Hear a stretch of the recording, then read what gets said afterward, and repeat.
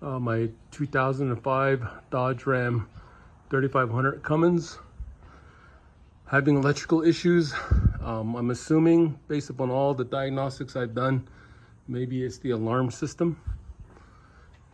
So I know that my battery terminals need to be replaced, so I'm gonna get them replaced. That's the worst one there. But I've already taken these batteries in. The batteries are good. I've taken the alternator in. The alternator is good. Took them both to AutoZone to get checked. I haven't taken the starter out.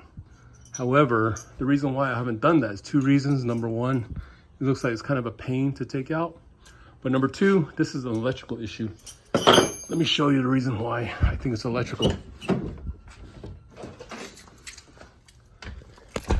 As you can see, the little red dot is flashing when I plug the batteries back on.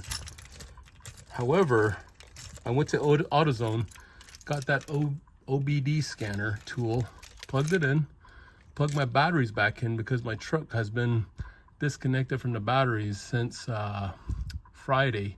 Today's Monday, so about 3 days. And when I plug in my key, I plug my key in, that's what's happening. So storage arm, my alarm thingy is flashing, blinking, and I'm turning the key. Nothing. Nothing. The alarm key or the ignition is on, engaged, but nothing. No crank, no start. Turn it off, take the key out, and the alarm indicator still blinking. I tried to do the 3-switch deal to try and get some codes. 1, 2, 3. Nothing. Alarm. I'm thinking it has something to do with the alarm. This is not a starter issue. So I scanned the system using AutoZone's OBD tool here, and I'm gonna take it back to them and see what it reads, and we'll just go from there.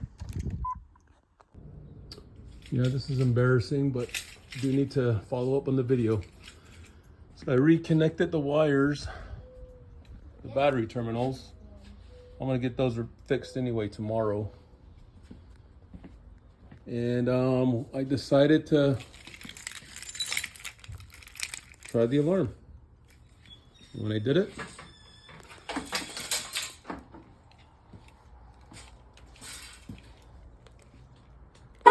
it works. I go into the truck.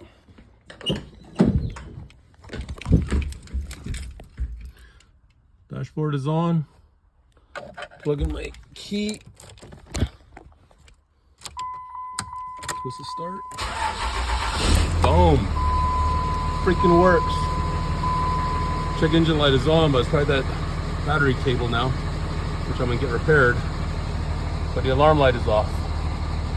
Door ajar. My truck works, man.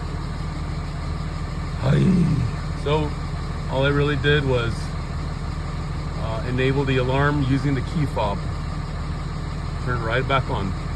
Yep, I'm an idiot, but at least I didn't I'd spent a lot of money trying to diagnose it. Okay, it works.